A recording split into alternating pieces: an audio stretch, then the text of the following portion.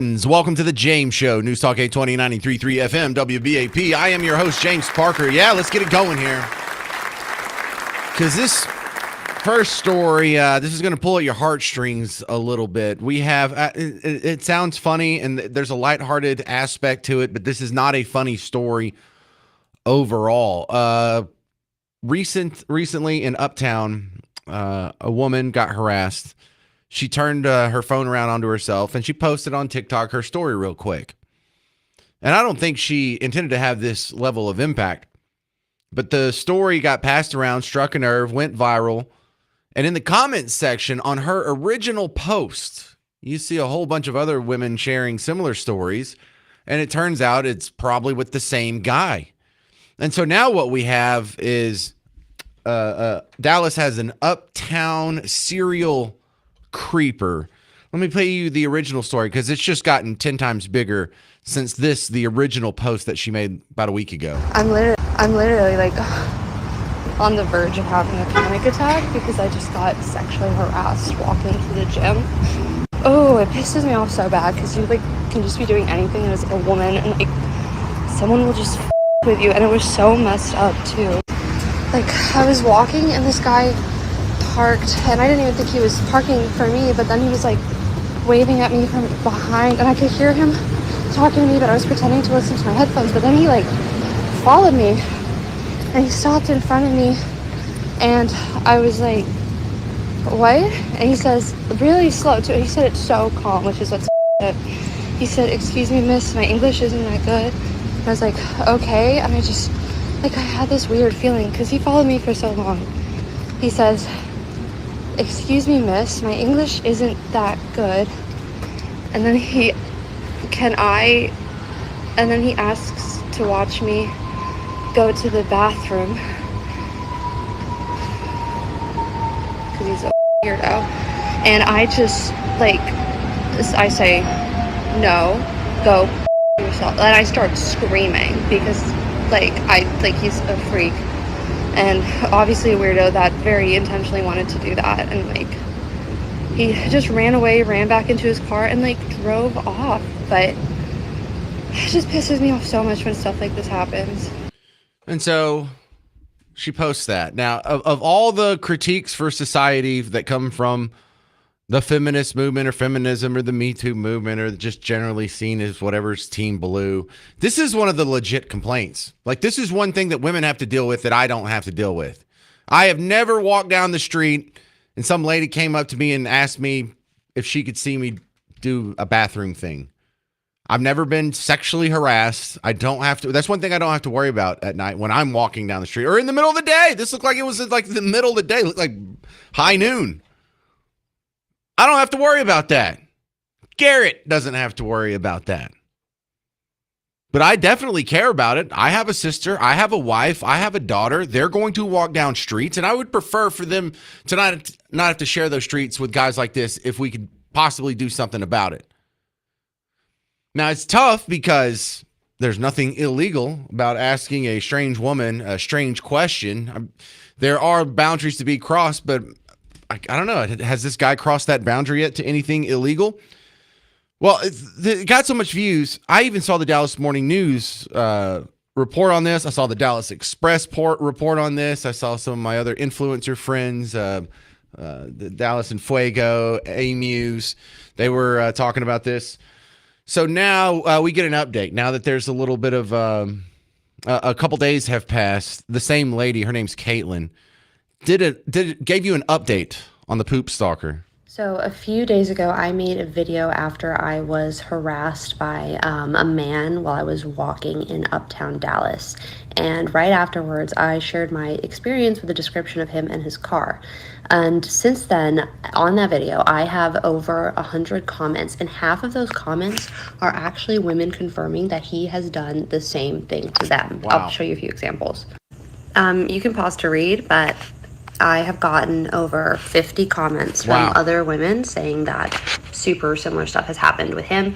And if you look through it, it's the main areas are going to be Knox Henderson by the Foxtrot or Berkeley's or Trader Joe's, the Trader Joe's in Greenville, and other parts of Uptown, like the St. Thomas area. That seems to be where he is frequenting. And since I posted that video, I have gotten so many comments from women saying that either in the same day or the days before, the days after it happened to me, it's been happening to them. So it's been weighing really heavy on my heart because this is just the women who have seen my TikTok. And there's even comments from women saying that he did this to them like years ago. So this guy has been around and hasn't been caught. He's just been doing this for God knows how long, God knows to how many women, because these are only comments from women who have seen my video, and it's over 50 of them. We have a pervert. Yeah, so over 50 women are now not as comfortable walking down the street as they were because of this guy. He has ruined the comfort, the safety, the security of 50 women. One guy out there. One guy. And he's been doing this maybe for years. So you got a great description of where this is happening. So ladies, if you're in that area, be aware, maybe avoid it, maybe take a big, dumb Shrek-looking guy like me with you. But also in her update, she gave a better description of the stalker, creeper, uptown guy, whatever. As embarrassing as it is, I will give you a description. He is a Hispanic male, probably in his 20s or 30s. He has a very round, flat face and black hair and like a black scruffy beard. He drives a Scion Cube. This car is confirmed by multiple women in the comments because he will hop out of his car to chase after you. Scion Cube Silver. Partial license plate VFC. It has a Cubs sticker on the back. Okay, so how many people could possibly have a silver Scion Cube with a Cubs sticker? Even in a metropolitan area of 8 million people, we can narrow it down to the neighborhood. Well, I think we may have found him. And I found the girl who posted the video and had a brief chat with her via text earlier today. I'll share the updates on the Uptown Dallas Creeper coming up next on the James Show. Ladies, has this guy harassed you over in that neighborhood, Knox Henderson, Greenville, all the way to McKinney-ish area? Have you been bothered by this guy? Do you have a similar experience? Is there any other creepers we need to know about so we can just go ahead and get the info out there and get something done about this? 800-288-9227. 800-288-9227. I'm James Parker. It's News Talk 820 and 93.3 FM WBAP.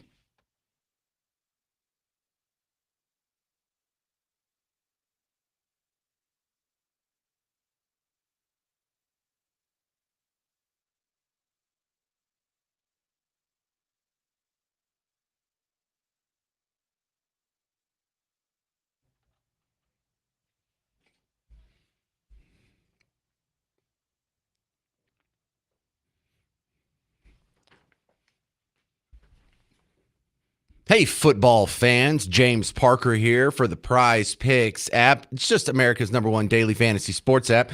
That's all. And now that we have this silly preseason out of the way, we have the real football to look forward to. And look, here's the secret of the pros on Prize Picks. This isn't just you out there rolling the dice. This is a game of skill where you take the inside knowledge that you know about your teams and your favorite players and you turn it into money.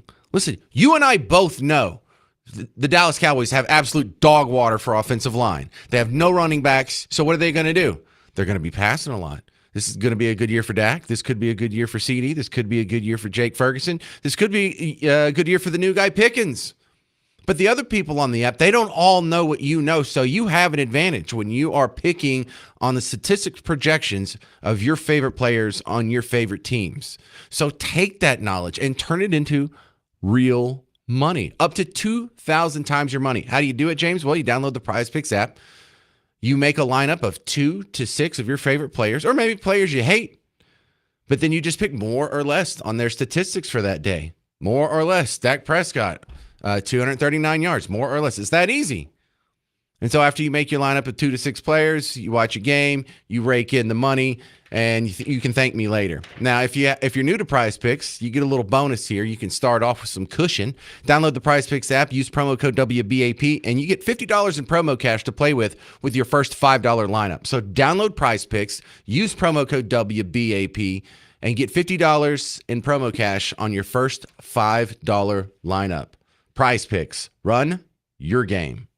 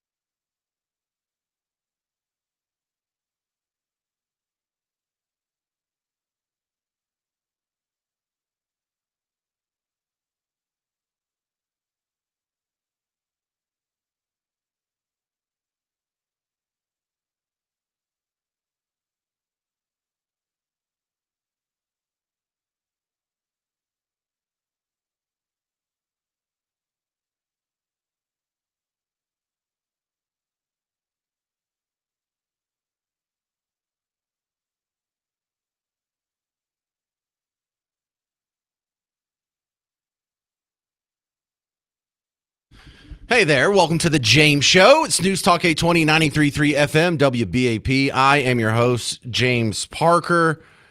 And the most concerning story for today, it's a local one in Uptown Dallas. We have a creeper situation where more than 50 women have reported that they've been followed by a guy who then asked them if he could observe some of their bathroom habits. And one of the reasons I'm starting with this show is I want to get all this ugly stuff out of the way before school gets out and there's kids in the back seat. So thank you for letting me start with this.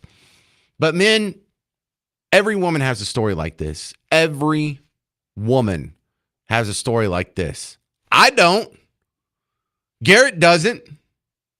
And this is one of the great points. Like, just put a thumbtack in your memory for how men and women are just, in some ways, are just different.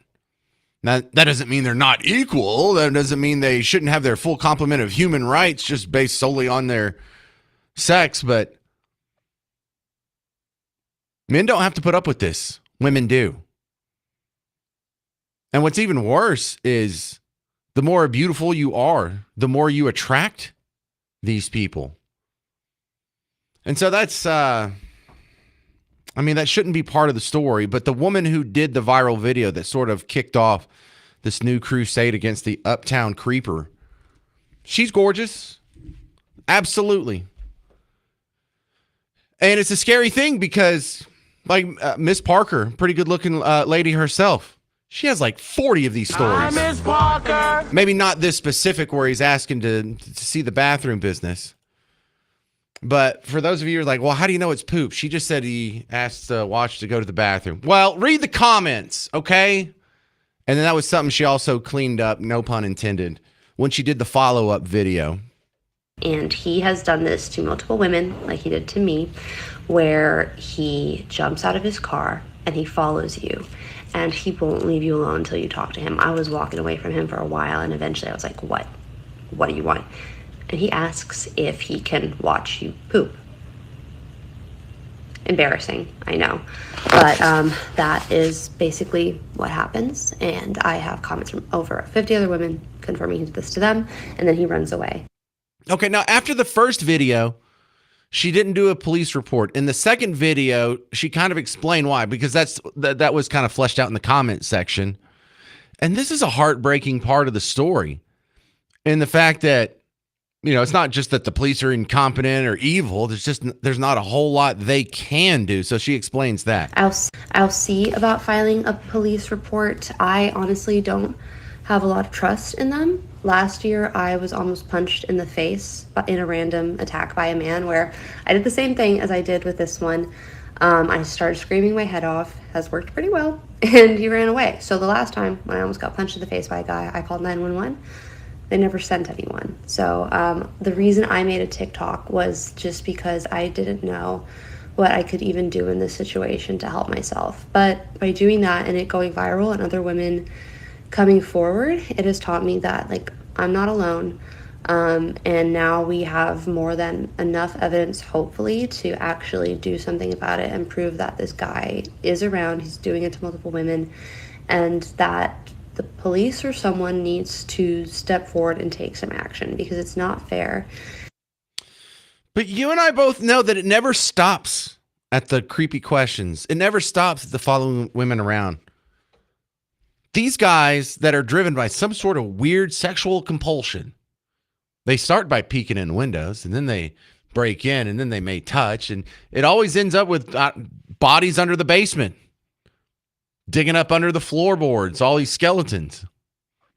It starts off, well, he asked me something really, really gross, and I know we have freedom of speech and whatever, and so there's only so much we can do, but then it ends up with you have a basement in the dungeon, your wife puts the lotion on its skin, or else it gets the hose again.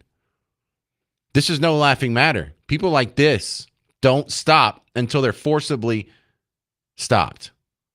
They don't follow this compulsion, and then it gets old and they start playing Fortnite. It just keeps escalating and escalating and escalating until some woman really gets hurt, until it's more than just words. And I don't have any quick answers for this, because I guess legally speaking, there really is a limit to what people can do. Do you have an answer? What do we do about creeper guys like this? So I went and I found the lady who was brave enough to share her story on TikTok to kick all this off. And I want to share a couple things that we had in our exchange. Now, number one, she has contacted the police. That's the first thing you should know is this has escalated. Number two, you'll be happy to hear that they have fully identified him. She says she has fully identified him. Now, the police say they can't do anything now because even though it's creepy as hell, it's still technically not a crime. And so now they're trying to work out some of the victims. So now if we find a victim that's like 16 years old, can we say that's, a crime now because it involved a minor? And so they're working on some stuff. But as of right now, the police say don't share his name out. I don't know it. She didn't tell me. But they said not shared out. I think they're working on what can they do. Is there something they can do? I also I made the assumption that he was an immigrant. I didn't distinguish legal or illegal because she described him as a Hispanic guy, and he also said, "I'm sorry, my English isn't so well, but can I?" Yeah. She says he's a massive Trump and Elon supporter. Actually, no, I don't care who he supports. He needs to go away. He needs to go to jail or get the hell out of here or be put in some sort of rehabilitation program. But he's a weirdo. We have weirdos. How do we deal with them? How do you stop a guy like this who really hasn't done anything illegal yet? 800-288-9227. 800-288-9227. I have some ideas coming up next on The James Show. News Talk 820, 93.3 FM, WBAP.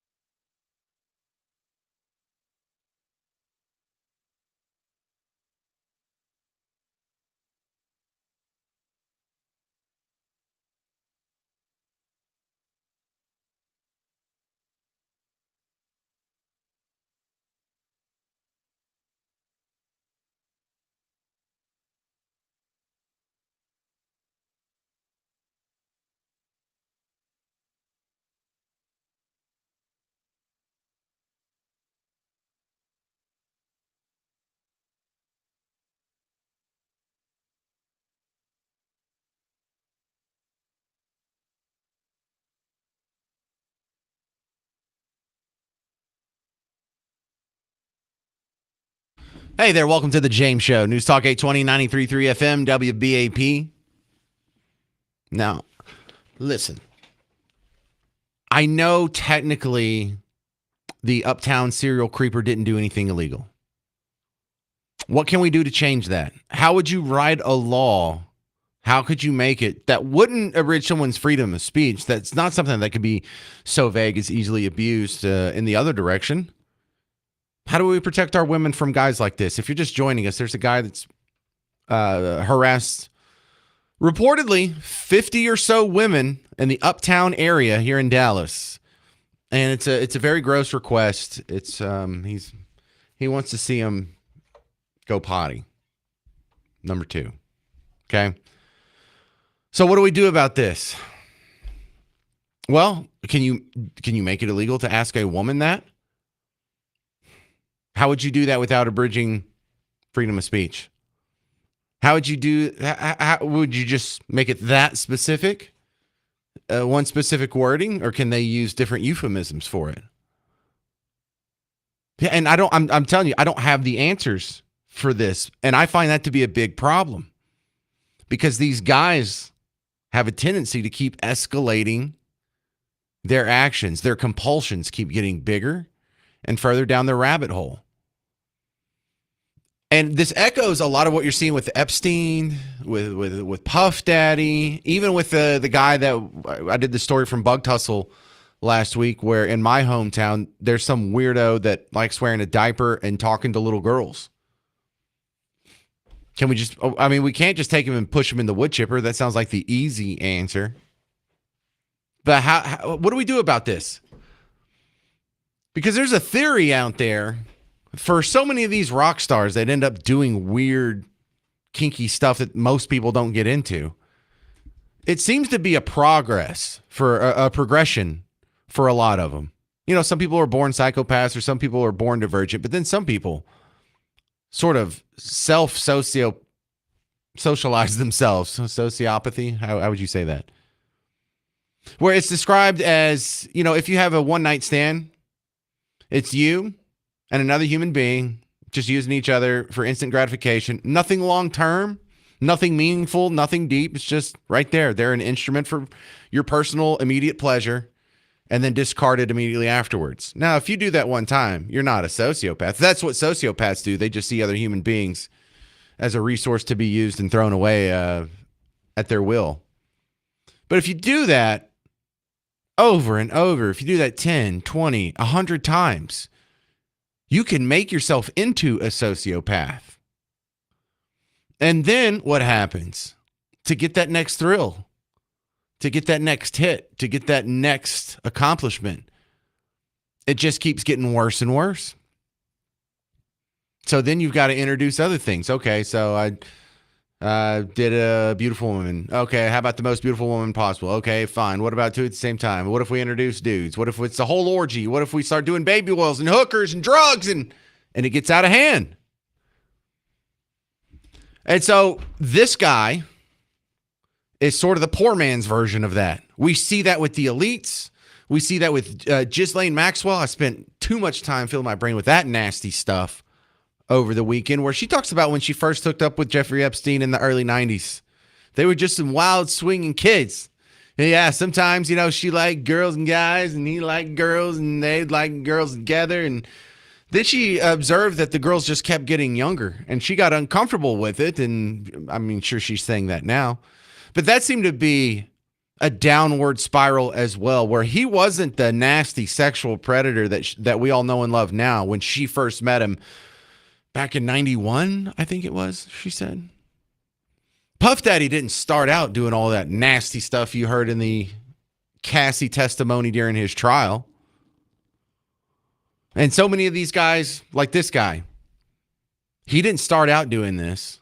He may have been doing this for a while, but this started off with something a little more innocuous, a little less dangerous. And he's going to keep until he has stopped and until he has met with significant negative consequences for his creeper actions. It's only going to get worse. And I do not want to be coming on this show in 6 months from now, a year from now, 2 years from now, and telling you about how, well, he finally did something we can lock him up for. Because that just means We allowed another victim to happen when we already had red flags all over this guy. 800-288-9227. Coming up next, we'll have the legal analyst for the show, Jeremy Rosenthal from TexasDefenseFirm.com.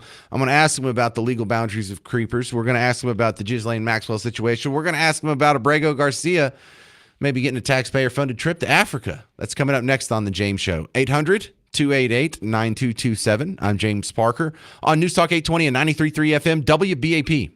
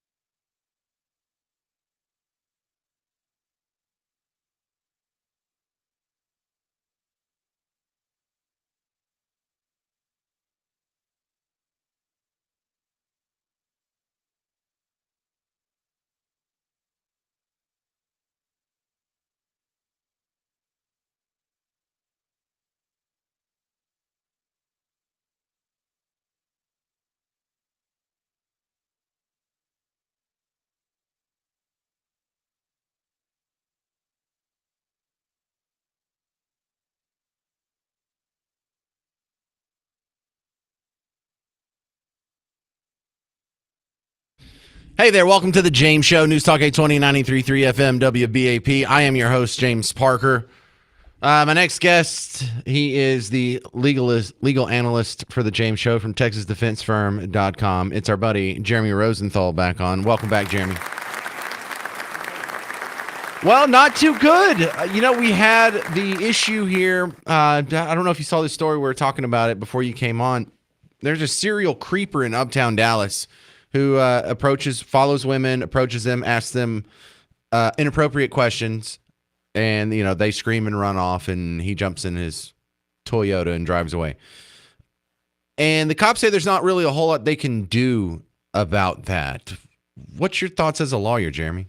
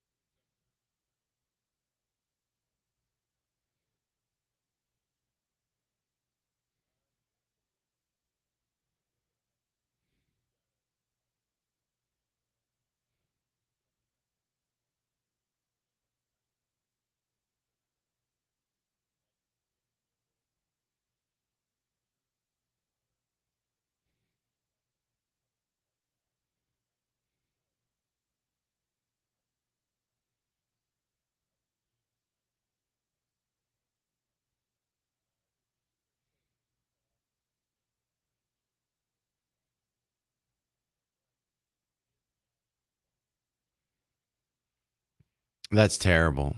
All right, so let's just move on to the next creeper story. This Ghislaine Maxwell audio that's leaked out. I'm sure you hadn't had a chance to listen to it all, but is this odd for us to get a police interview of a prisoner like this?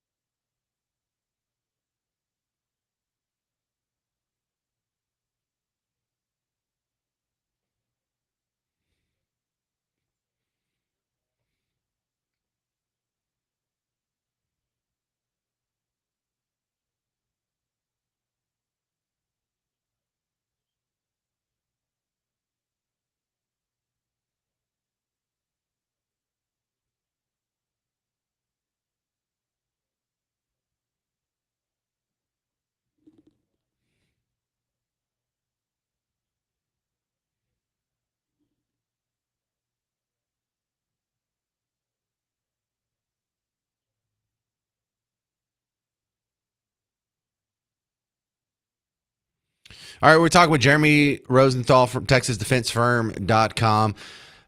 We continue with the interesting case of Abrego Garcia. He got let out of jail for some reason, immediately have cuffs back on him. I was under the impression he was about to get shipped off to Uganda.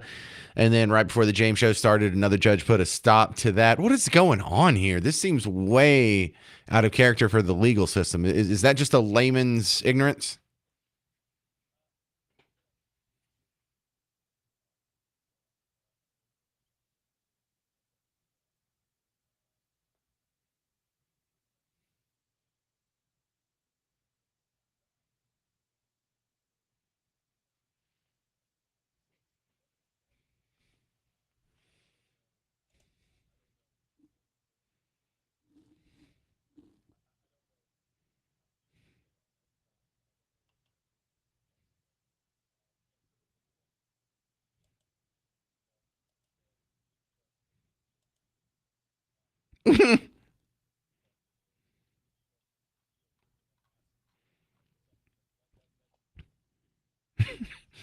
You mean Jeremy? Wait, how many plea deals have you been a part of in your legal career?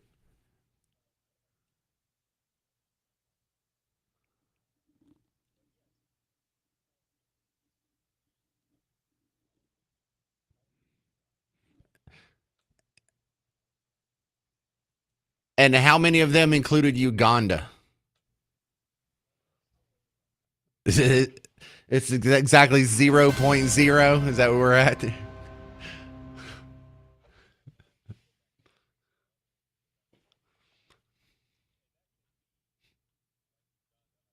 Ah! Hey, easy. People from Oklahoma are listening right now. All right, Jeremy Rosenthal, thank you very much for your insight. How do they find you online? Yeah, I knew that. I just wanted to make you say it. Thank you very much, sir. Appreciate your legal expertise there. Keep an eye on this Obrego Garcia thing because, I mean, I don't even know where Uganda came from. Did they just spin the globe and chuck a dart and be like, that's where you're going, buddy?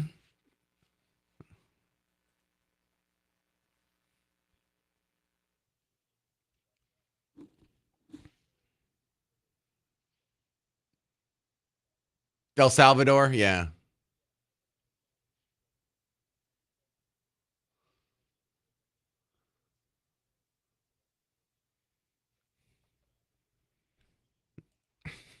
That's so, that just feels random. It feels like Donald Trump watched Lion King last night and he's like, we'll send him to Uganda.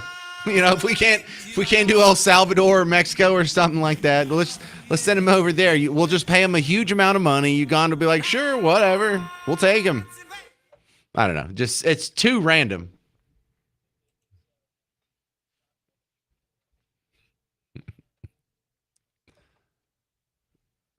All right. Thanks again, Jeremy Rosenthal. We will talk to you again soon. Coming up next, more details on that case. Garcia.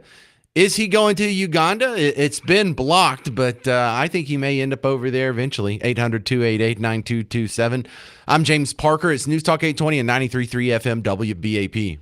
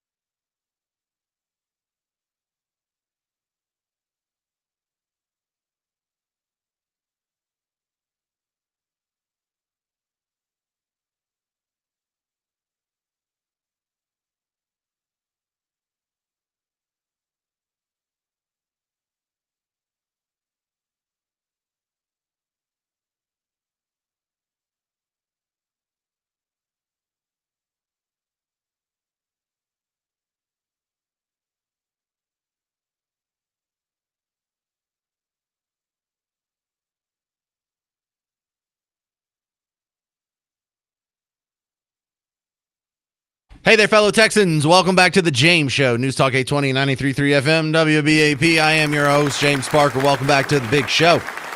Well, we are just getting so much content out of this one guy, Kilmar Abrego Garcia.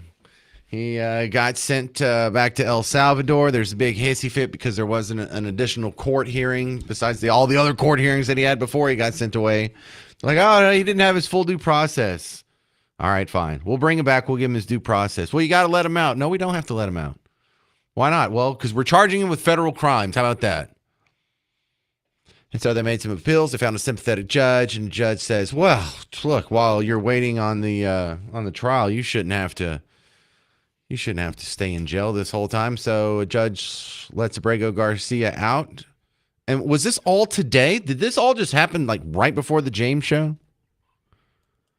So minutes after he was let out, he was cuffed again. Immigration officials in Baltimore on Monday, that's today, took him back into custody, currently being held at a detention facility in Virginia.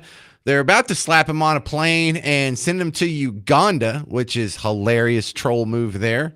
But another judge stepped in.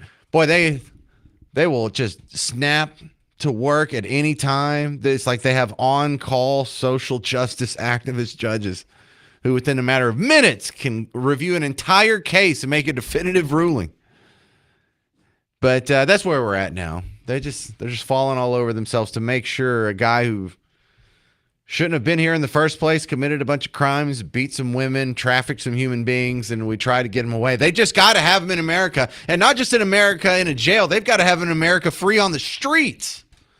Keep going, guys. What a winning situation you're putting yourself in. That'll really resonate with the voters, guys.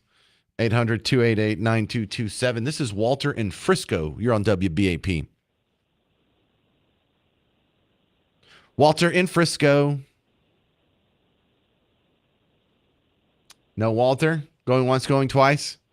Okay, because Walter was going to ask, I'm not sure why Garcia even got a plea bargain to begin with. And I was hoping I could chat with him because I think he's mistaken. I think he's conflating two stories that are in the news today. One more time. Walter, you there? No? Okay, good. Well, I'll answer him anyway.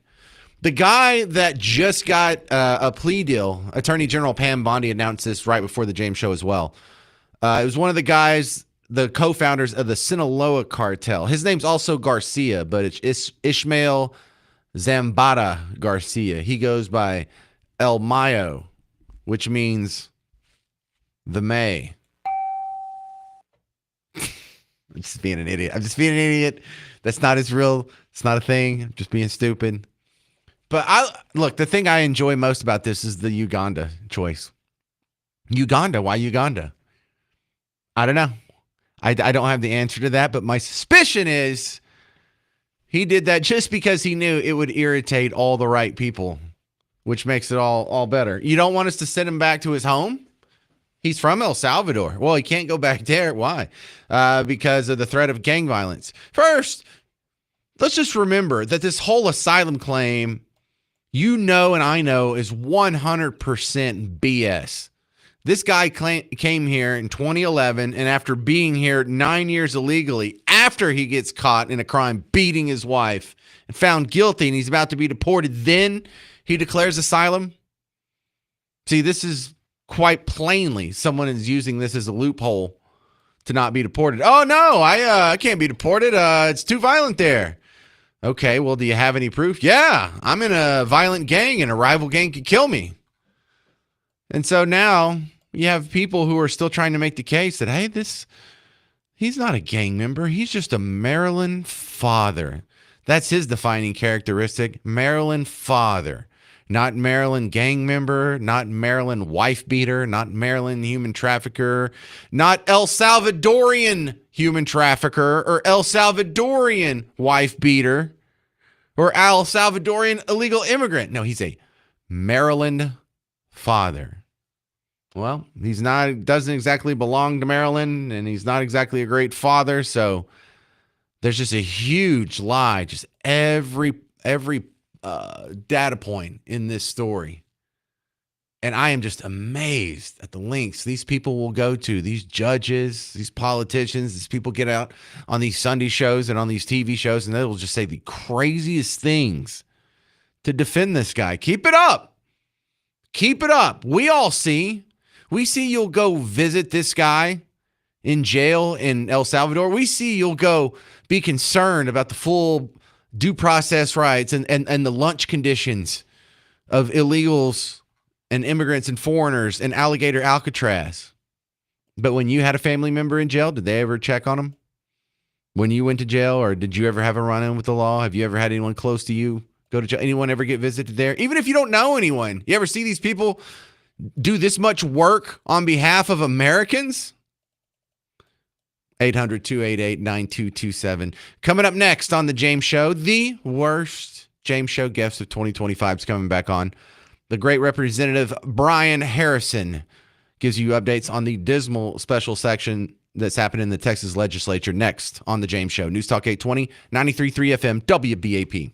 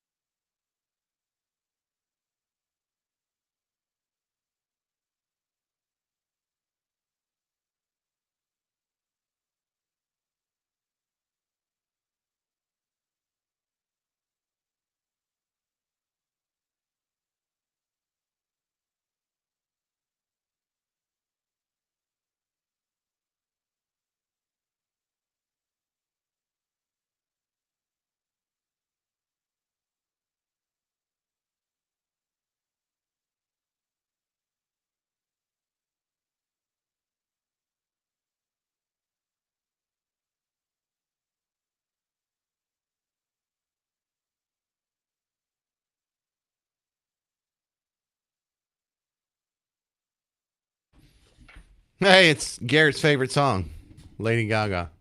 Other Garrett. I'm James Parker. It's News Talk 820, 93.3 FM WBAP. Joining me now is the worst guest of 2025, State Rep Brian Harrison. Oh my goodness, I hit the wrong button. I almost did something nice for you, Brian.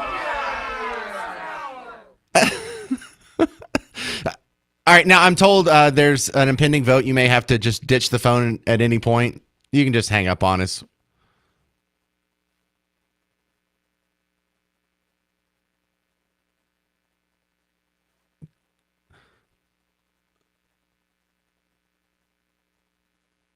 What? Right, so you're right. So the just compliments all over the place. What are you voting on right now? Is it like National Hot Dog Day or something?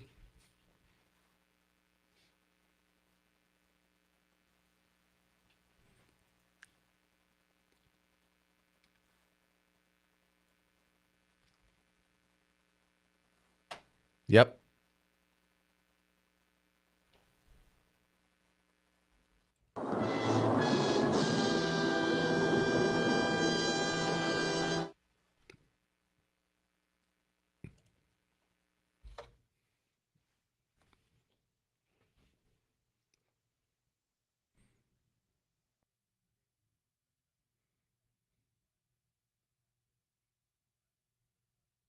Right.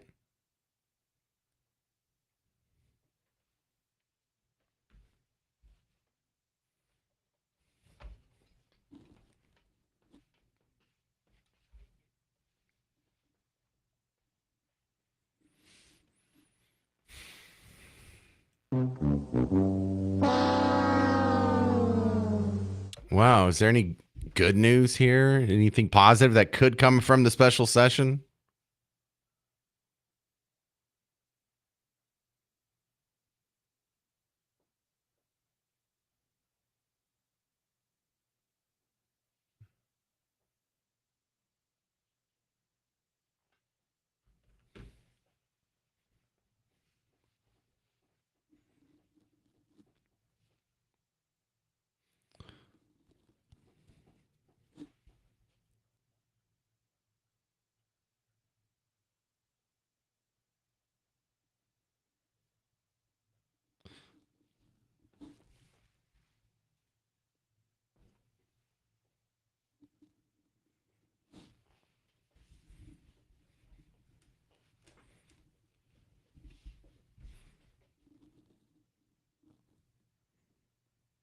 Okay, I'm gonna do the whisper thing. I know they can't hear me, but I just kind of want to be like in on the cool kids thing here.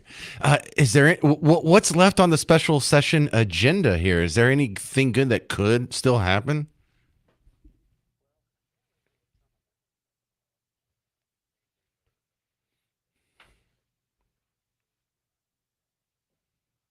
Okay.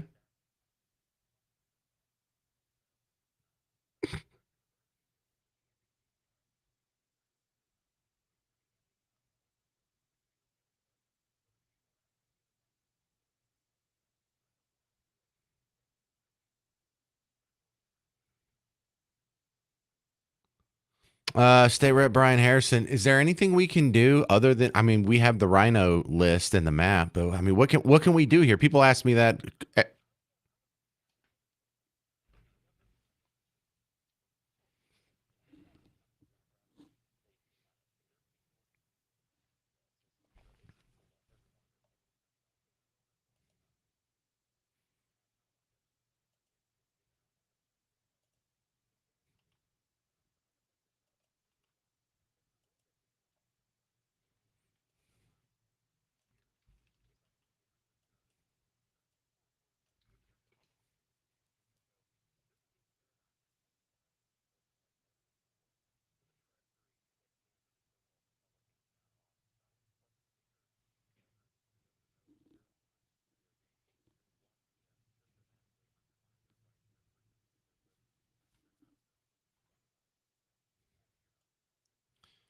All right, we're talking with State Representative Brian Harrison out of the Midlothian district, that whole area. And when you see the conclusive vote where they don't even want to punish these guys, that makes me even more sure that there had to be some level of coordination. Because that, I mean, what a huge risk these guys were taking, just hoping they wouldn't get punished.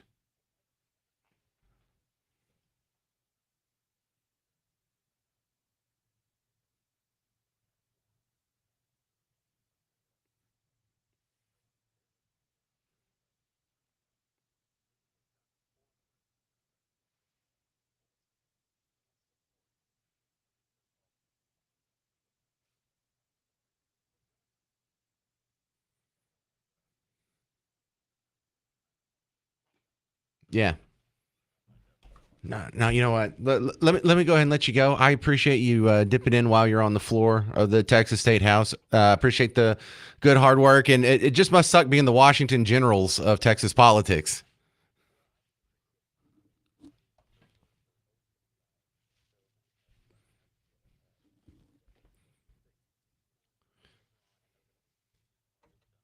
What? What? I hear you on a couple network shows. I know you're on here. I hear you on in Houston. Are you getting the word out to like Austin and San Antonio and El Paso and the rest of Texas?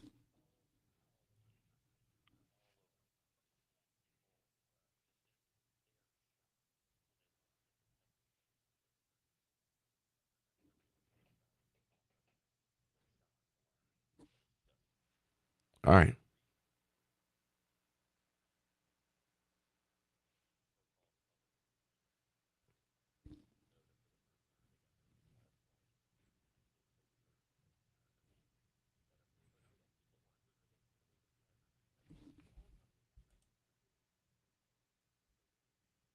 Yes, sir. All right. Brian Harrison, go give him hell. Appreciate it, sir. There is your update from the floor of the Texas State House. Coming up next, audio from Ghislaine Maxwell's interview. You'll hear it on the James Show. News Talk 820 and 93.3 FM, WBAP.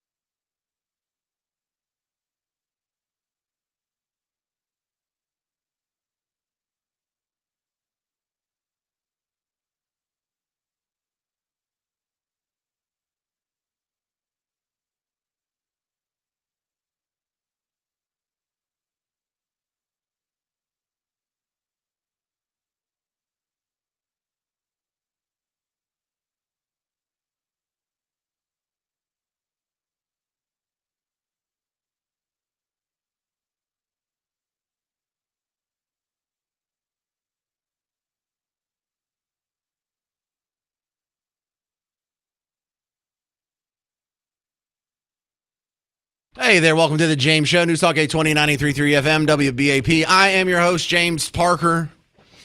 And the biggest scandal that's still hanging over everyone's head in D.C., or most people's head, it's this whole thing that's going on with the Epstein tapes. Now, the Epstein list, you were told that it's sitting on Pam Bondi's desk, and then you were told it doesn't exist. Now you're told it's going to be released, and the people who for the last 4 years were ignoring the Epstein story are now trying to pass bills to get all the tapes released. And this has just been the weirdest reaction by both sides of the aisle, by both political parties, by both people in positions of power on both sides of the aisle. And you and I are just sitting here. We're suspicious of the whole thing, rightfully so. And anything other than just a full release of everything you people have, nothing short of that's going to shut us up. We're not going to forget about it. I know the American public has a terrible memory when it comes to so many of these other important issues. But on this one, I think we're doing a great job sticking with it. Now, the one thing that we care the most about is the part where we get down to naming names.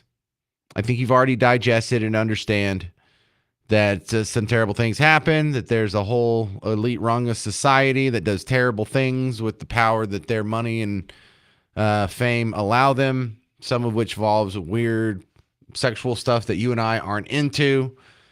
And look, as long as, consenting adults, whatever. But when you start bringing kids into it, then you start bringing world leaders into it with the kids. Now you're getting into this weird blackmail possibility, or is this some sort of honeypot operation, or is this someone who's a front for the intelligence operations to get a bunch of world leaders under their thumb? I mean, it opens the door to all kinds of things that used to be considered conspiracy theories, but conspiracy theories is not really even a bad word anymore.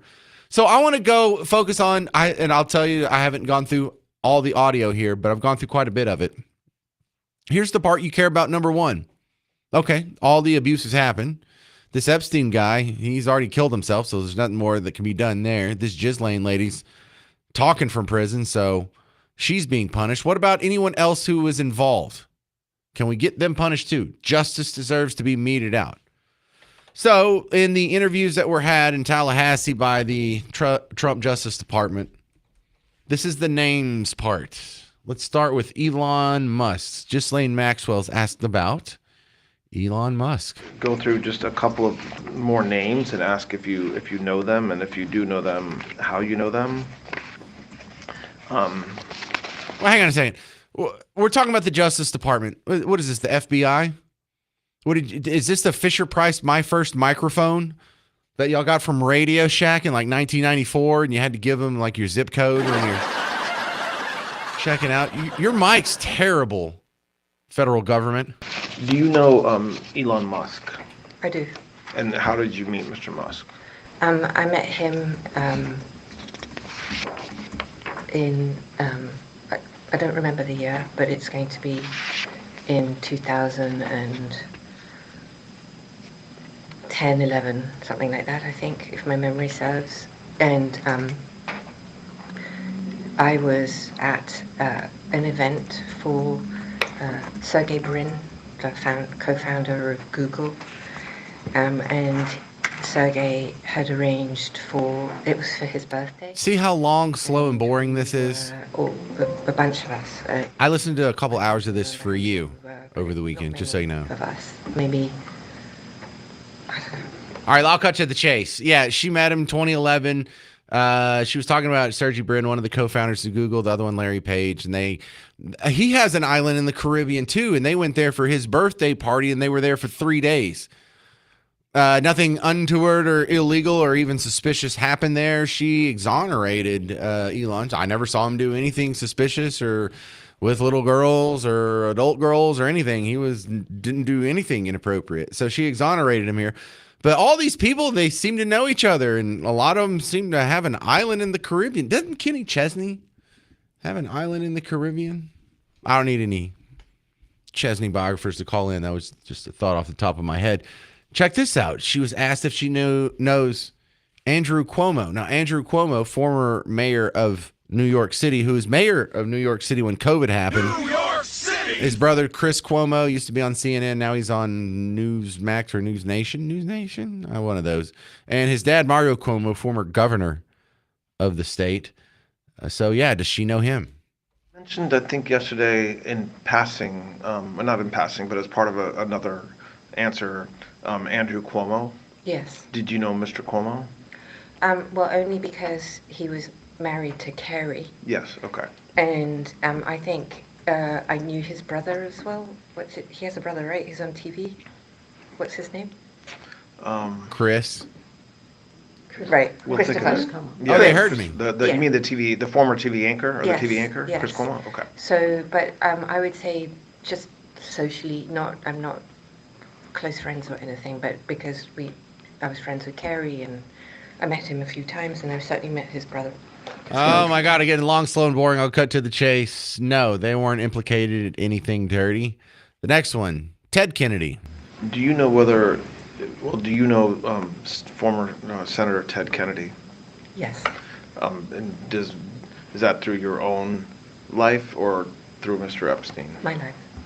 Do you know whether Mr. Epstein knew Senator Kennedy? I don't believe so. And so for the folks we just talked about, so former Secretary of State John Kerry, Ted Kennedy, you don't know whether Mr. Epstein knew him, so I take that to mean you have no recollection of them flying on his planes or visiting him. Okay. Now she gets asked by all for all these people, did you see them do anything inappropriate? And so far the answer for all of these guys is no. Ted Kennedy, John Kerry, Andrew Cuomo, Elon Musk. Now, what about Bobby Kennedy? We call him RFK. She calls him Bobby Kennedy. I guess they're on first name, nickname basis. Man, all these people know each other. All of these people, both sides of the aisle, they all just run in the same circles. Yes, it's a big club, and you ain't in it. Of there being anything inappropriate with Mr. Kennedy and masseuses or young women on the trip you just talked about? I never saw anything inappropriate with Mr. Kennedy. And do you know whether he ever got a massage from one of the masseuses? Do you know either way? I do not. But not something you remember? I mean, absolutely not. I mean, yesterday, if I didn't make it clear, I will reiterate it. I never, ever saw any man doing something inappropriate with a woman of any age. Ah, dang it. Dang it. That ruins everything. She never saw anything inappropriate. Really? You never saw any of these guys do anything inappropriate. Okay. But you were part of some inappropriate stuff. You admitted to doing inappropriate things with underage girls. You admitted to Jeffrey being a part of that. And now you're speaking in language. It sounds like you're doing these interviews just to exonerate yourself. And if she is, then she's quite possibly lying about all these guys, because to admit that she saw these guys doing something illegal, which would make her an accomplice. So I find this troubling. If she's not willing to admit it, then what's the point of interviewing her? Are we just going to be exonerating, we think, a bunch of guilty people by believing this woman? 800-288-9227. We continue with Ghislaine Maxwell audio next on The James Show. It's News Talk 820, 93.3 FM, WBAP.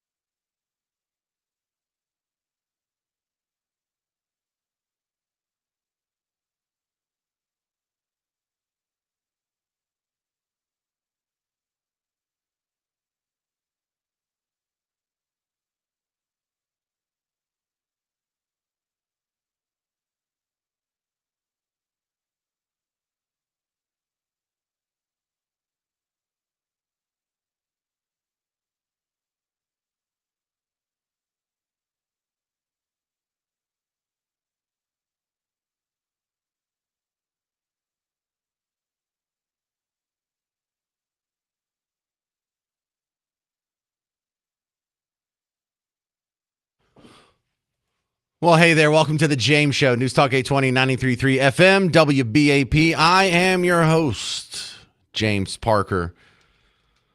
I am not enjoying the process of going through the Ghislaine Maxwell audio from the Epstein files here. And I'm quite disappointed in some of my media counterparts. For some of these big stories, over the weekend, I can just cruise, hang out with some of my 4 kiddos, maybe throw the football, watch a little TV, mow a little grass. And when I get back on Monday, some other enterprising fellow has done a lot of the heavy lifting. Is like, look, here's the 10 most important parts, and look at these audio clips from the Ghislaine interview. I'm not seeing a whole lot of that. So I'm digging it out for you on your behalf. Problem is I've got to go through all this audio, and I hate hearing these stories. I believe stuff like this just damages you. It's like smoking a cigarette, you know, like your lungs are just caked, and it'll take a long time for those stains to come out. But if no one else is going to do it for me, I'll do a little bit of the heavy lifting. But are you noticing what I noticed thus far through the audio? She knows all these people. Ghislaine Maxwell, someone you didn't even know existed until after Jeffrey Epstein got arrested this last time. You didn't hear of her until 6 years ago. All throughout the 90s and the 2000s and the teens, she's been hobnobbing, rubbing elbows with the most powerful people on planet Earth, including America. She knows Elon Musk. She knows Andrew Cuomo and his brother Chris. She knew Ted Kennedy before he died back in 2009. She knew Ted Kennedy. She knows Bobby Kennedy, RFK Jr. And I'm not saying like she's met him since he's, come to prominence under the Trump administration. No, she's known him from back in the day. She's known him for decades. A lot of run-ins with Bill Clinton here. And actually, they ended up spending quite a bit of time on Bill Clinton. Let's cover a couple of these spots here. Number one, here's where, have you ever met Bill Clinton? And I mean, of course, that's going to be a yes. Okay, so you went on a trip to where? Latin America. And so Miss Mills was on that trip. She was. And President Clinton was on that trip. He was. Who else was on that trip? Doug Band. Okay, Doug Band. The other person he had mentioned, Mills, was on that trip. Cheryl Mills. She was his White House counsel when Bill Clinton was president in the 90s. So this is after he was president, and he has his crew going to Latin America for something we assume is charity related. And then there was a lot of questions from the Justice Department to Ghislaine Maxwell about this whole charity situation and Bill Clinton in general. When's the last time that you went on a trip or saw President Clinton? It was in, it was late 2000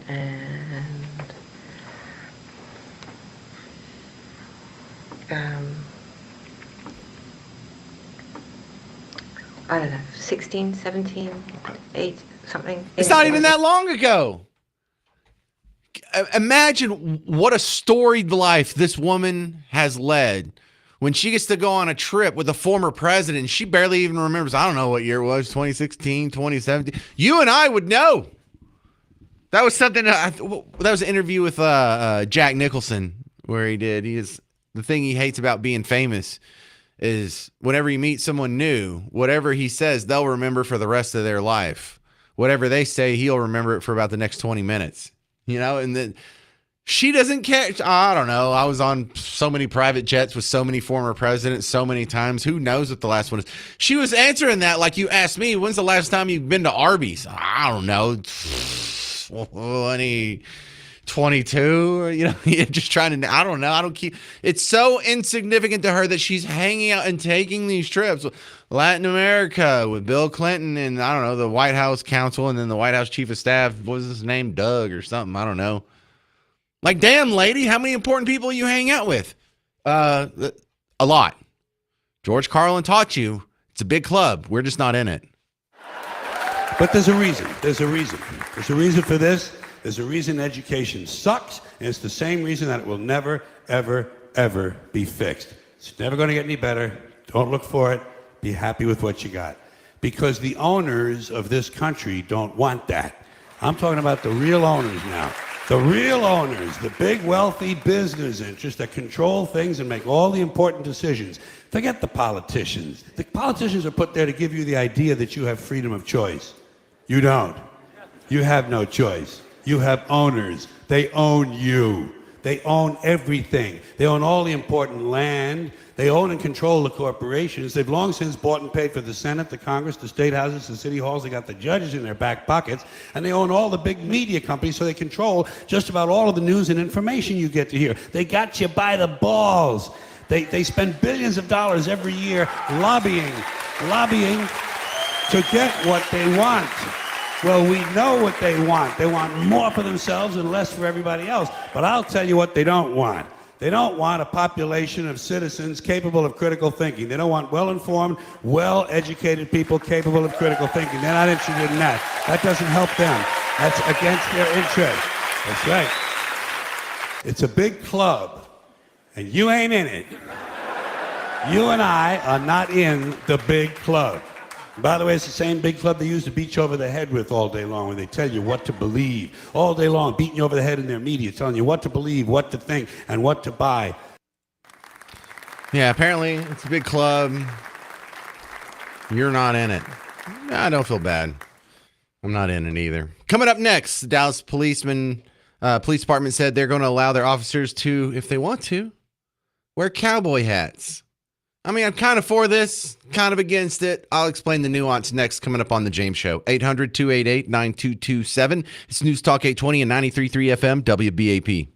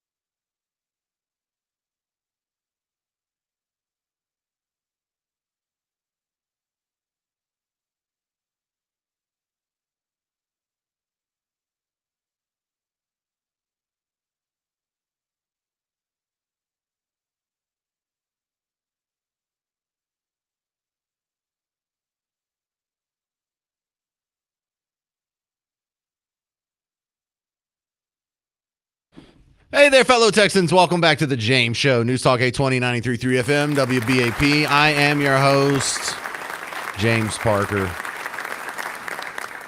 Well, we have a pretty cool story here in Dallas where the Dallas Police Department announced that they're going to let their cops wear cowboy hats if they want to.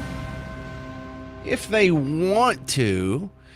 And when you look at the pictures they're putting on social media, they had some guys in their Dallas police officer uniform try the new hats. They're black hats. They're not completely flat brimmed like a Canadian Mountie. They kind of look like the DPS hats, except they're sort of a matte black, maybe a semi-gloss, sort of a Tim McGraw level gloss. But it's not as curled up on the sides as your typical Tim McGraw or even a Kenny Chesney hat. So a couple of reactions. First, it does look cool. I'll give them that. It looks cool. I mean, they look tough. They look like kind of cop hybrid cowboys. My complaint is they almost look too cool. They almost look like just a regular citizen that's out on the town, happens to be wearing a Navy shirt, and unless you're really paying attention to his Batman utility belt, it's kind of hard to tell that it's a cop you're dealing with. Or from a distance. I mean, if the guy's standing next to you, duh. But even in the pictures that I saw when I was flipping through on my phone and I first saw this, I was like, is that the cops? Oh, yeah, I guess that is. If you look really closely, you can tell that's their uniform. I think that's a problem. I think one of the reasons cops wear distinct hats, you know, people say, why do cops wear funny hats? Well, they're not funny hats. They just look different than what anyone else would wear. No one else really on a regular basis, just for fashion purposes, wear the cop hat, the hat that's typically associated with cops. I realize in modern times, a lot of cops are wearing like the baseball caps, especially if they're in like a SWAT team or something to that effect. But you know, the traditional sort of big cylinder, almost looks like someone cut off a chef's hat about 4 inches up and then made it black. Then there's a little brim on the front. They wear that hat so they're easily distinguished between civilians. They wear that hat because if you're looking for help and you're just looking at, you know, eye level, seeing people's heads, you would like to be able to pick the cop out of a crowd pretty fast. This seems to go against that. Now, is that necessarily a bad thing? I don't know, because I see a lot of cops, especially when they're doing the beefing up the security here around the American Airlines Center, that prefer not to wear a hat at all. So you sort of lose that special effect that you have with the hat of making a cop more easily identified. Is that enough for me to say they shouldn't be allowed to do it? No, not yet. But I would like to keep an eye on this. Because if that does become a problem, this was something that was foreseen. If I don't want to say predict. All right, I'll predict it. This could be a problem. DPS wear the hats, but DPS dress in a manner that doesn't look like anybody else. Not since, I don't know, my grandfather died. Does anyone run around with khaki pants, dark brown shirt, and then a light felt cowboy hat on? And my grandfather did kind of dress like that. But that's something that is easily distinguished if you're in a crowd situation or if you're just trying to scan or if you're looking for an authority figure. If you want to distinguish yourself as an authority figure, even on an individual basis, you have to look different. I think this might look too cool. Now, I have very little law enforcement experience. It's right at 0 hours, 0 minutes, and 0 seconds. Just throwing it up there. I look, Dallas policemen, you're having some problems because you're understaffed. You're having some problems because crime is a big deal. You have some problems because we have an unpunished serial creeper that's terrorizing women in Uptown. You have the hero amendments that are breathing down your neck. You have all kinds of hiring requirements that you're just missing deadlines left and right. The downtown crime rate is 7 times higher than that of downtown Fort Worth. And you guys are dealing with hats. Okay. All right. That's what you're going to do with your time. Again, I'm not anti-hat, cowboy hat. Think it looks great. Just what are you guys doing? Coming up next on the James Show, Dallas Cowboys preseason is done. The only thing left is the regular season, which doesn't start this weekend, but next week. And we'll get a little preview after the preseason from John Ingham on the Dallas Cowboys media team coming up next on The James Show. 800-288-9227. I'm James Parker. It's News Talk 820 and 93.3 FM WBAP.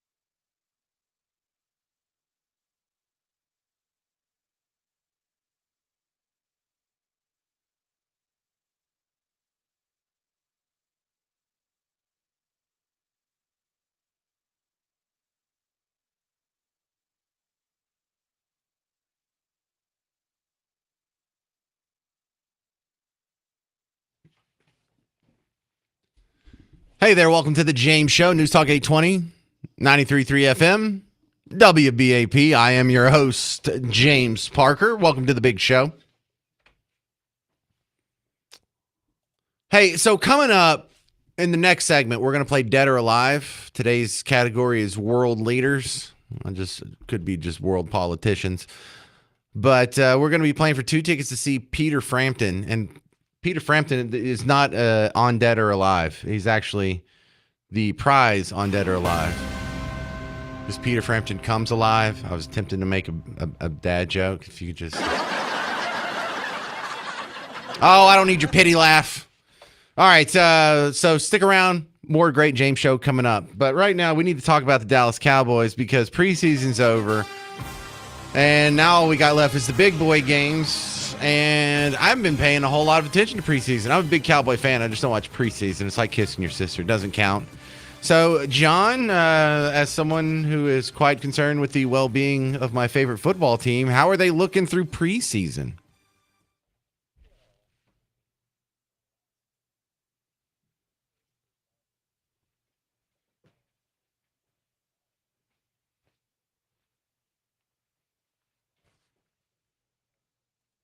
Yep.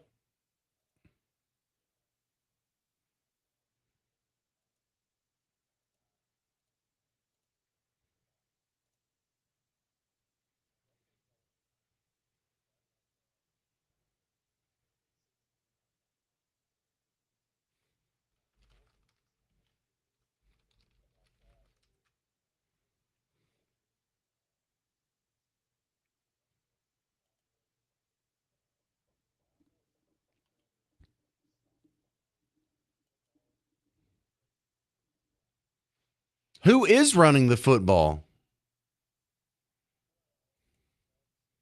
Right?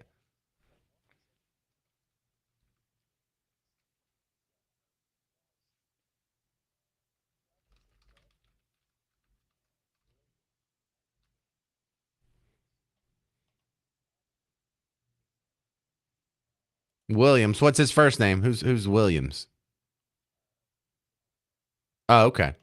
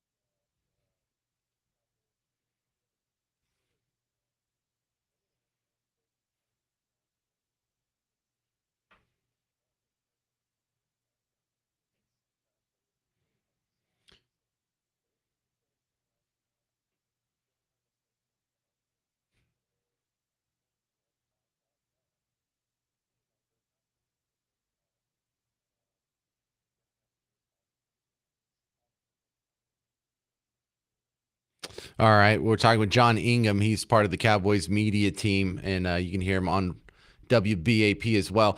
Listen, John, how's our schedule looking? When we have both the Eagles and the Commanders being in the NFC Championship game last year, I mean, that means our division was really tough last year. Is it going to be as tough this year?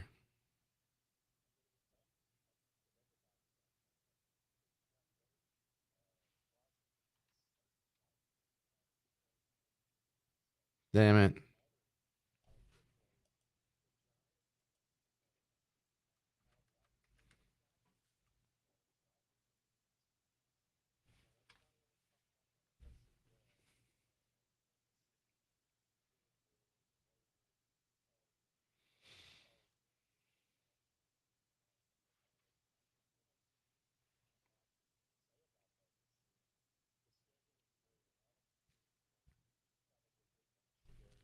I did not.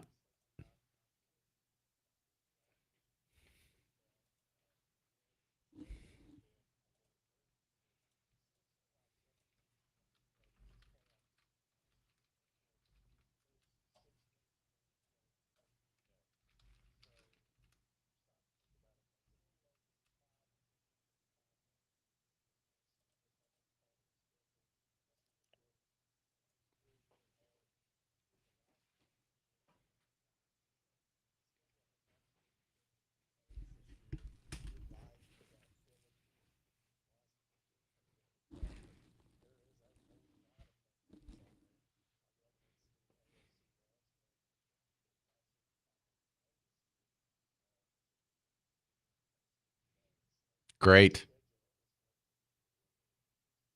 That does not sound fun. Okay, so John Ingham, how much of a distraction is this new Netflix show about Jerry Jones?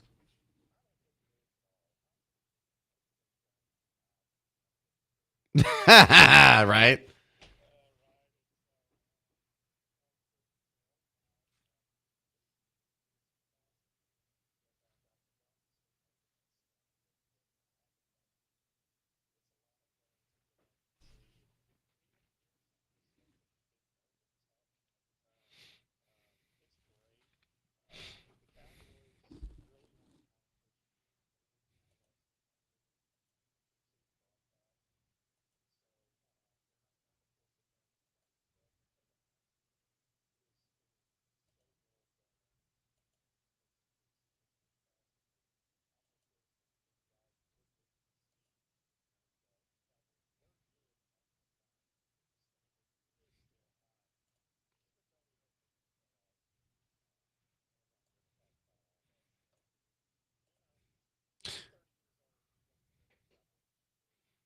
No, no, it's probably just less painful for them too, because I know what they're capable of. I've seen what it's like. I know how it feels, and then I also know what this feels like.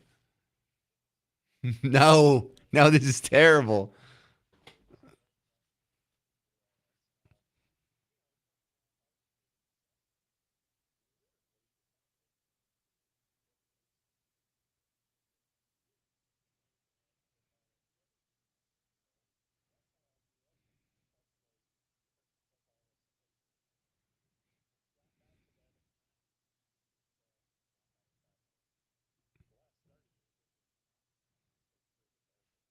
Trash. We're just a grocery bag of trash that's blowing in the street. That's all it is. All right, this is John Ingham from the Dallas Cowboys media team. One more question before I get you out of here. Who's our backup quarterback?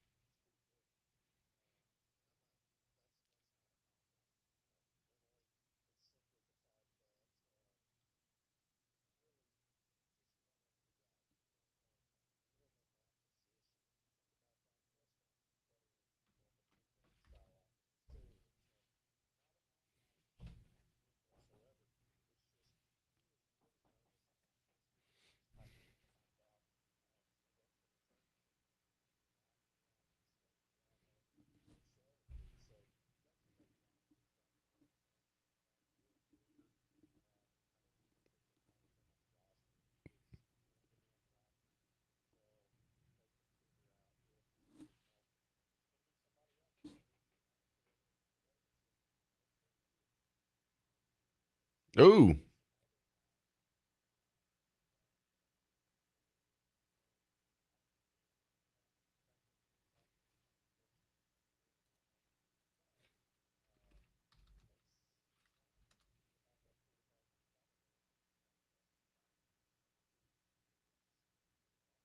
wait, did Quinn Ewers get cut? Oh, how cool would that be if we got to pick him up? He's the Texas boy, and I don't mean he just went to college there. He's from San Antonio.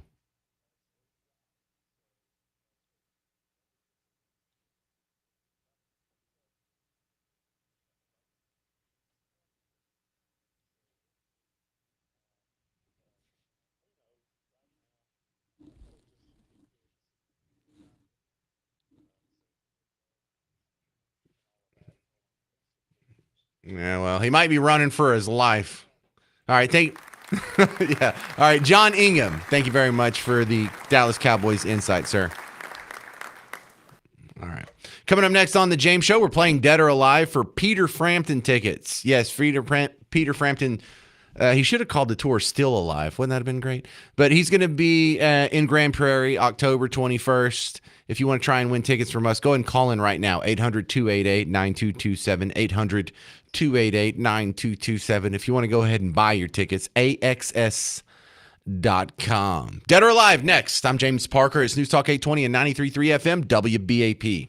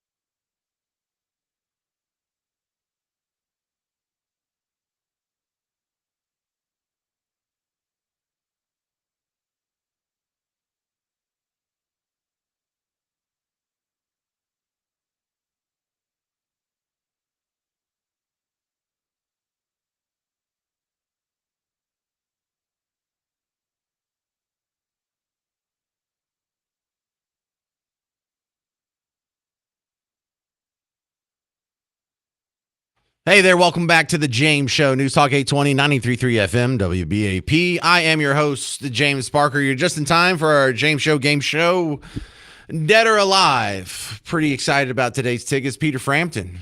No, he's not part of Dead or Alive. He's actually alive, doing well, touring. And from what I've seen from recent YouTube videos, he's still shredding his little head off. So he's going to come to Grand Prairie pretty soon. You want to win some tickets? Too late. Phones are already full. You can play along in your car, though. It's time for Dead or Alive.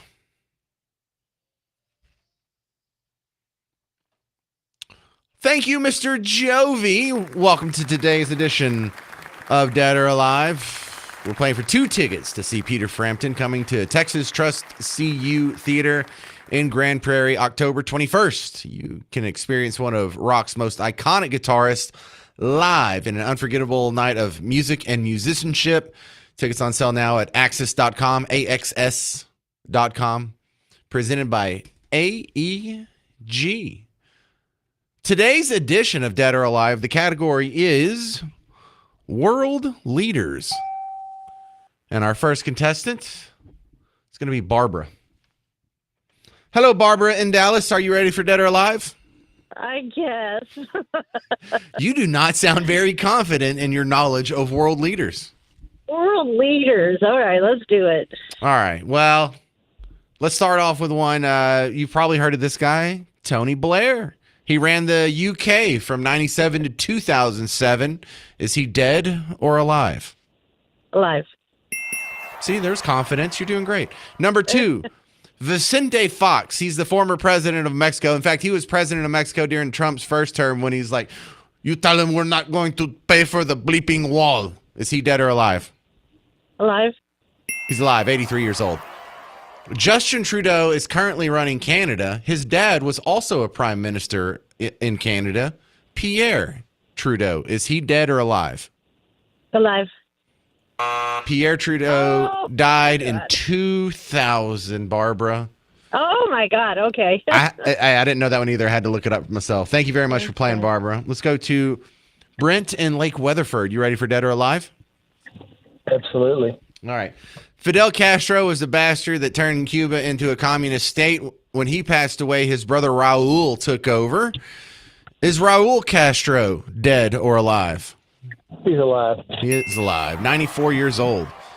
The former mayor of Toronto, Rob Ford, we know him because he smoked a bunch of crack on video and danced around, and it was hilarious. Is he dead or alive? Good grief. I haven't even heard of that guy. Well, he smoked crack 15 years ago. Well, I'm going to say he's dead. Yeah, that's a pretty good guess. He was the Chris Farley of Canadian politics.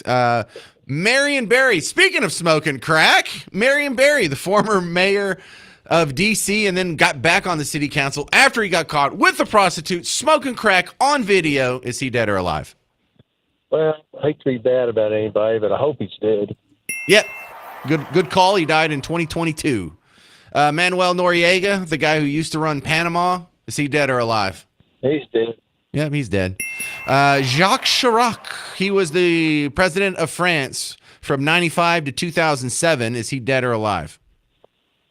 You've heard of that guy. He was the guy in France that didn't go with us into Iraq, and so we changed it to Freedom Toast and Freedom Fries. We were making fun of that guy.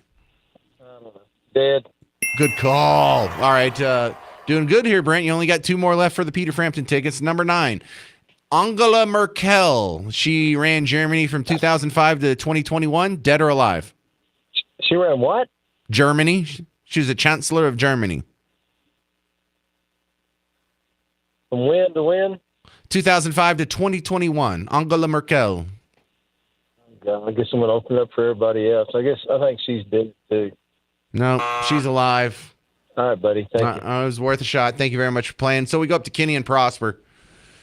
Hey, that's a long drive from Prosper all the way to Grand Prairie. You want to see Peter Frampton pretty bad? I would love to see Peter Frampton comes alive. Well, he's you only got one question left here. All right. Hugo Chavez. He was running Venezuela from 1999 to 2013. Is he dead or alive? He is dead. That's right. Hugo Chavez is dead. Congratulations, Kenny and Prosper. Now, have you ever seen Peter? You can kill the music. Have you ever seen Peter Frampton live before?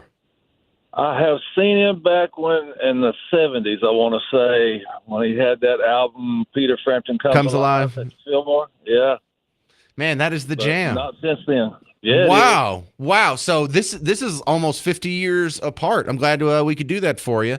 Congratulations. I am too. Kenny and Prosper, I'm Thank you. going to put you on hold. One of the Garretts in there is going to get your information, and we'll email the tickets. And thank you, everyone, for playing today's edition of Dead or Alive.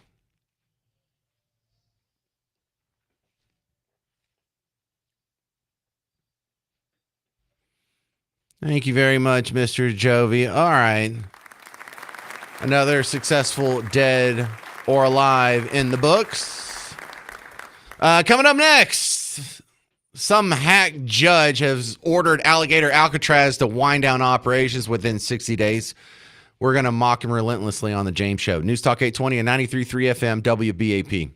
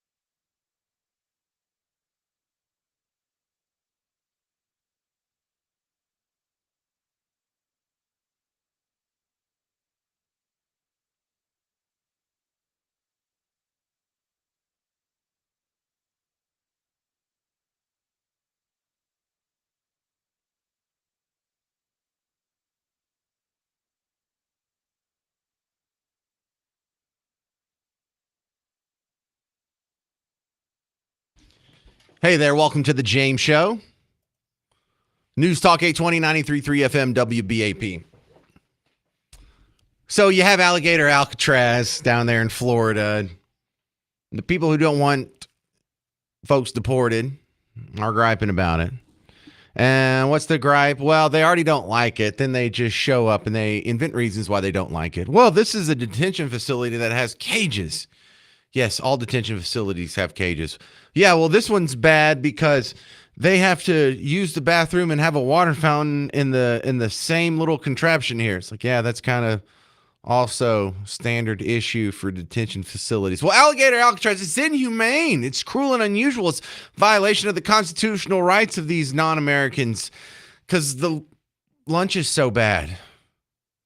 Yeah, that's kind of standard issue, not just for detention centers, but also for your children's cafeteria at school.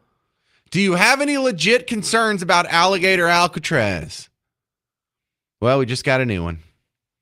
A judge has ordered that Alligator Alcatraz has to be shut down within 60 days over an environmental lawsuit. Oh, that's it this time. Oh, you oppose Alligator Alcatraz not because you don't want our immigration laws to be properly enforced, not because you oppose the mass deportations of your perceived future voters. No, you're just concerned about the well-being of this little 2 square miles of the Everglades. Sure, that's the ticket. And we all recognize this is bunk. Unless you're new to talk radio, unless you're new to this whole scene, you recognize this playbook. And it's environmentalism this time. It's always going to be something. It's always going to be an ism. There's going to be an ism that is based on something that you and I, every human being agrees we should take care of the environment. Every human being says we shouldn't destroy the earth that we rely on to live. Nobody is literally anti-earth. So they take this and they couch this in a way to where it doesn't fool you. But remember, there are millions and millions of mouth breathers out there who don't follow the news quite as close as you do. They have no idea what's going on. They maybe just read the headlines or have some half-intelligent friend who's regurgitating some of their headlines on social media. And without clicking through to the article, they're left with the impression that Alligator Alcatraz is racist, sexist, bigot, homophobe, Islamophobe, literally Nazis, literally Hitler, probably apartheid, and on top of that is destroying the earth. No wonder they hate you. No wonder they firebomb Teslas. No wonder they make foam core signs and block streets on the weekends like it's some sort of hobby. But really, you're concerned about the well-being of what? Of alligators? Of the invasive species, the Burmese pythons that have crossbred with the Indian python? You're worried about nature out there. No, nature is dominant out there. You need to be worried about the human beings in the middle of the Everglades. They are the ones in danger. Nature's not in danger from us. It's definitely not the Everglades. But I'm so tired of this playbook. It's so hack. It's so trite. It's just been done so many times. It's the same thing they do with racism. Nobody likes racism. There's not one person in a position of political power that will raise his hand and say, yeah, I believe in racism. I'm a racist. But they're constantly using this emotional attachment that we all have and should have that's inherently against racism. We all have agreed a couple generations ago, racism's bad. And so now, instead of actually winning an argument based on the merits of your position, you just declare something is racist and you think you win and dumb people will go along with it, but you didn't win anything. Alligator Alcatraz was already called racist. That didn't work. So then they tried these other, well, it's cruel and unusual. It's unconstitutional. Now they're down to environmentalism. Got it. And so everyone agrees, take care of the earth. Everyone agrees race is bad. Everyone agrees you shouldn't exploit women. You should give them a fair shake. But what does that turn into? It turns into some other emotional blackmail to supporting some other position. You know, how dare you be against women's health care? You mean abortion? No, I mean women's access to life-saving health care. Sounds like you're just talking about abortion. Why do you hate women? Exhausting, isn't it? Exhausting. Has an environmental group ever made a right-wing lawsuit? Has an environmental group ever gone to court and did something that wasn't the bidding of the left wing of the political spectrum in America? What an amazing coincidence. I guess really they're the only ones that love Earth. I guess really all the Team Red people, we all just hate Earth. We want to kill ourselves and die from, I don't know, pollution, suicide, or whatnot. Yeah, we're all believing this. So here's another, there's no answer to this question. I just want you to mull this around in your head in the final minutes of the James Show here. Hey, in 60 days, do you think Alligator Alcatraz is still going to be open? I do. Is this going to be a headline? Is this judge, the headlines that you're seeing now, judge trying to thwart this over environmental concerns, is it going to get the same amount of attention when it's overturned? No, it's not. But just enjoy it. This is going to be an easy win. You'll never get credit for it. But I saw it. Now I pass along to you, and you know. All right, stick around. Mark Levin is coming up next. In the meantime, I'm about to get out here, and I'm going to go put up the podcast for the James Show, something you should be listening to every day. And if you missed part of the James Show, like today, we started out with a great in the first hour. We were talking about how in Uptown Dallas, we have a serial creeper who is harassing over 50 women, trying to ask them if he can watch them do, go to the bathroom, drop a deuce. Go check that out. I'm going to put that up in the podcast in about an hour. You can go check that out.